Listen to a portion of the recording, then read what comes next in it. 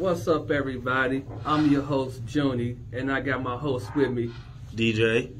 And today we're going to have a conversation, a discussion about fatherhood. What comes with being a father? You know what are the things you have to go through being a dad? The good, the bad, the ugly, the things that make fatherhood so good, the things that make fatherhood great, that can make it so not so great. But we're going to have this discussion, and I just want to, have a conversation with a guy who is a dad, and, I'm on the verge of being a dad in a few months. So, my question for you, being a dad, how is being a dad for you? How is it working out for you with you having two girls, basically? It's heaven and hell. Feel like that. Like, it's both. You got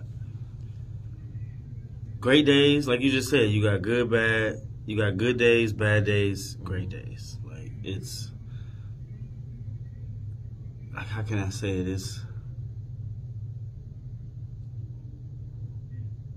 let me think. I'm trying to think of a word, but for real, I mean, I wouldn't trade it in for anything. Yeah. Like, I wouldn't trade it in for nothing, bro. Like, I love them both equally. Mm-hmm. Like, do anything for either one of them. But the first one changed my life, but also did the second one just different ways. Like, they, like my first kid changed my mind frame, as in, like, it ain't about you no more. It's somebody else who didn't ask to be in this world. So I'm going to devote everything I got, so I ain't got it no more, to them. And then you got girls. Both of them. Both of them girls. And I gotta make sure I'm, either way, whichever the gender would have been, I'm gonna be there for mine. It only can go one way, but I mean, one or two ways. Only can go boy or girl, but either way, I was gonna be there. But for sure, I can't leave them high and dry right now. Exactly. Like, hell, but I never thought about it. Like, never will.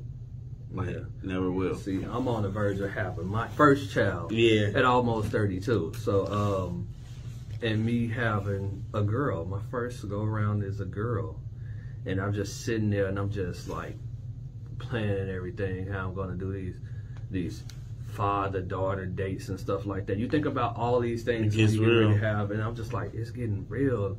Like, this summer I'm gonna be a dad. I ain't going to this summer free and I can do all of this and do all of that. This is both our first child and we're in our 30s, and we having a girl. And I have tons of nieces, but I know it's nothing like having a daughter. Sure. I know you can't even relate. You can't compare it to raising your nieces and nephews. No, because it's every day. You could compare it to that if you was around that. Just say if you live with that sibling, and you was there every day. You seen the ins and outs, but still which I did. But still, also, you really don't really know because you ain't responding to those ins and outs. Yeah. It's different when you got to get up. Exactly. When you got to get that bottle. When you got to change that diaper. When you got to make sure this kid ate breakfast, lunch, and dinner. Yeah. And hella snacks. Exactly. It's right. My 2-year-old today. Right. This is every time. This is how our morning goes when I'm at home. Because I'm usually when I work my work days, I'm out the house before they even wake up. But when I'm at home, she know Daddy home. First things first. Daddy, I want cereal. Cereal. All right. She knocked that bowl of cereal back. Now she want whatever snack is in hands reach. Can I get this, Daddy? Can I get this, Daddy? Can I get this? Everything. Fruit snacks. Like before I just left home today, I had to sit her down. I had to give her chips. Daddy. She woke up from her nap. First thing, I want candy. Just woke up. What? You want something to drink? I know you're thirsty. But kids that age, that body needs that sugary fuel to get them going. You know how we were when we were little. I don't know if you were the candy person when you was a kid. Bruh, I had 4 caps, and my oldest got 6. Dang. Yes, I had 4. I had a candy drawer. Me too. Every time I went out, I came back with candy, and what I didn't eat all went in the drawer. Man, like my mom used to yell at my dad about that every day. I come back home with a different, but that's why I had 4 silver caps. And now I look back and I look at my kid with 6. I'm like, damn, you worse than me. I had 4, and she got 6. And sugar is a drug, man, especially when I feel bad though. I'm like, God damn, I didn't want my kid to have to go through that. But my oldest, and then my second one right on route 2. They snack fanatics, bro. Like it's just that's you talk about me when I come to school. My bag be loaded, but it's on deck. I mean, but for me as being a kid, versus to where I am now, I don't know if you had this, and maybe your daughters will go through this as they get older. Who knows what's going to happen with my child or children that I'm going to have? For sure. But as I got older, I know for me, I kind of grew out of like so many sweets. I mean, I still love my sweets, and I can eat like 3 popsicles and stuff like that. But it's my addiction to where I used to have like, when penny candy was actually penny candy. When we came up, it stopped. Yeah. It stopped after we was like teenagers. Millennials were the last people where you can go get 50 fruities. Yeah, for 50 cents. Exactly. Yes, sir. Like I had that big addiction. And the square when they used to have the square chews. Yeah, the chews. Yeah. Oh man. So I mean, as I got older, my appetite for all of that, it decreased more. So, but I still eat some fruities to this day. I fuck some fruities up. I had some yesterday. I be on the website. I ain't even gonna lie. I be on their website about to buy the blue raspberry and the watermelon. My favorite. Like you ever just had like fucking 15, 20 of them and just I'll tell you what, roll them all up and just eat it raw. Either ball them up or roll. I show you to do that, and I take it and twirl it like this. And just braid them all up. Right? I found myself. My kid had some from a party I believe she went to, and I had about 6, 7 of them, maybe even 10. I just had maybe a couple months ago. I'm like, yeah. I just did that. It took me back. It take me back too. It's just like, but like when I have candy, I don't crave it as hard. So I have a big bag of fruities, and that big bag can last me for a long time now.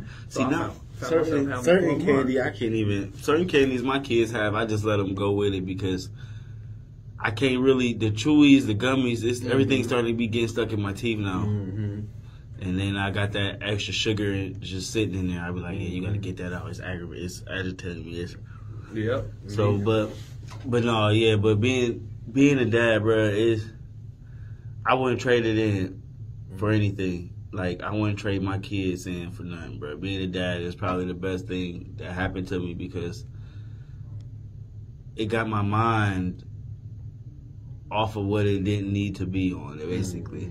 But I was also 23, about to be 24 when she was born. So I was low key out here clubbing hard, and I had to stop all. Like I haven't been to a club. Like me and my girl go to bars and stuff like that, but I haven't been to a club probably since I had a kid. Yeah.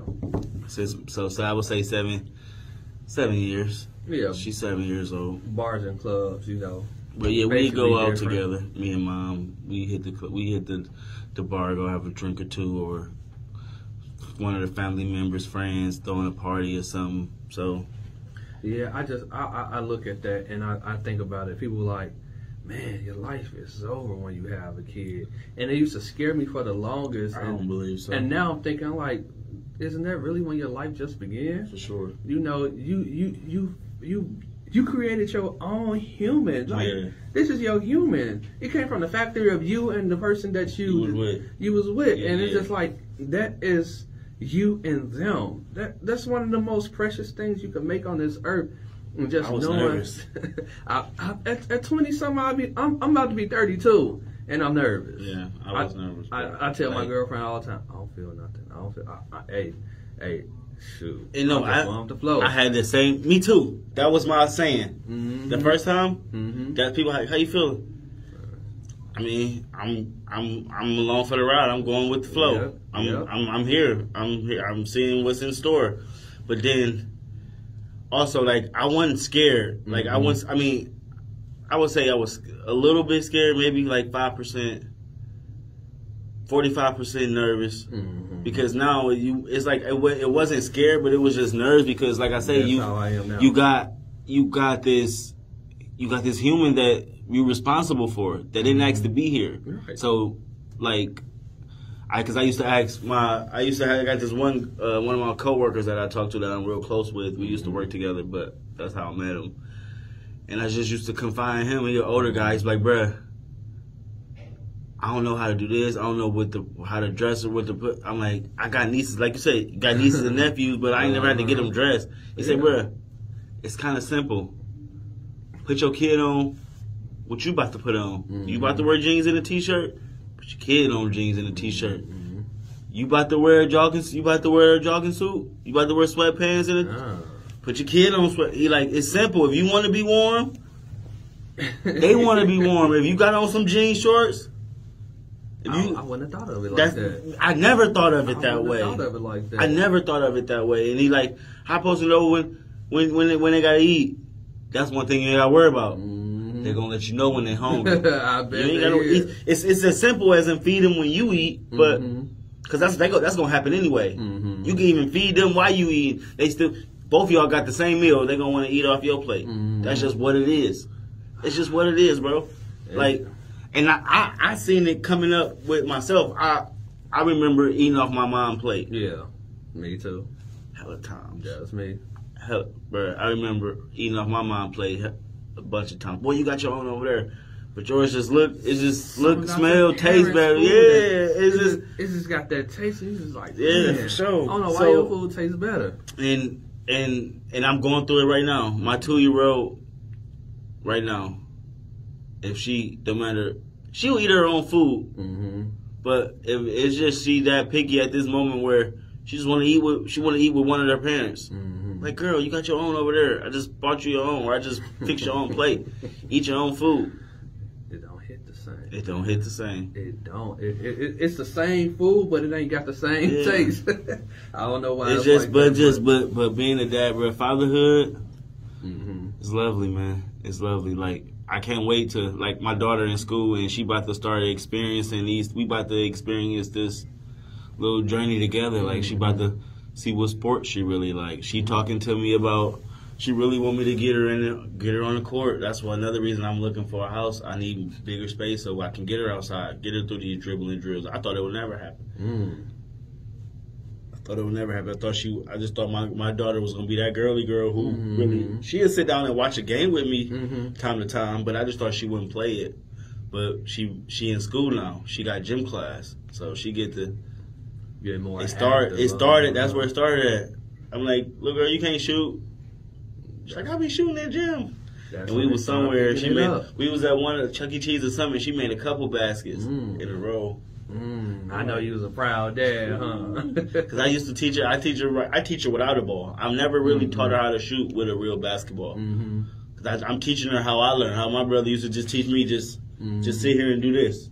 Just like get the motion. You want the motion down before you need anything. Then he passed me the rock. Now you just do, even before I shoot at the hoop, I can be just sitting down, just doing this. Yeah, muscle memory. That's what he instilled in me. But that's one of the things I'm like, you gotta get it. Like, you gotta get it. And she like, I've been making them in school. So, I mean, and it feels good when that shot go in. Yeah, just for sure. I want to make another one. I want to make another one. And it feels good. So, like, me going through this phase, well, it's not a phase, because, I mean, once you have a kid, it's forever. Forever. But me going through this, transition as, becoming a dad, I know it's going to be rough days. It's going to be You're going to love it, bro. It's going to be... No, for real, it's just once the baby here, your nerves is really honestly gonna go away. Okay, yeah, because I remember my brother, he told me, he said, bro, when I got, like, after my baby was born, I talked to my family. He said he heard the difference in my voice after my kid was born, like the relief, man, the pressure, the weight, like. And I'm feeling like that's what's all on me, because I sit there and every day I'm just like, man, I just feel so many different ranges of emotion. Yeah. And I didn't think you can go through so many ranges of emotions and stuff. Right. Yeah, but I guess that stuff is true. So I mean, you know, I got a long journey on, you know, becoming a dad. So I guess we gonna eventually see what's to it, what's to this dad like, because a lot of men have experience and I have yet for the next 3 months, and then that's when my journey begins. So, you know, until then, you know, we just gonna, you know, keep working at it. It ain't gonna be a perfect journey, but we're gonna make it there. So, you know, we're gonna leave it there. And I appreciate you talking to me about, you know, what comes with being a dad. For sure. Now I know that was your personal experience, and I got to go through experience on my own. But I know eventually I'm gonna get there. And anytime, bro. Anytime you gotta talk, you know, on or off the camera, brother. I'm always here. You already know how it is. And I appreciate that. For sure. I appreciate that. For so sure. I want to thank everyone who tuned in and listened. You know, I'm Junie. That's DJ. And we're out. Have a good one. Peace. Peace.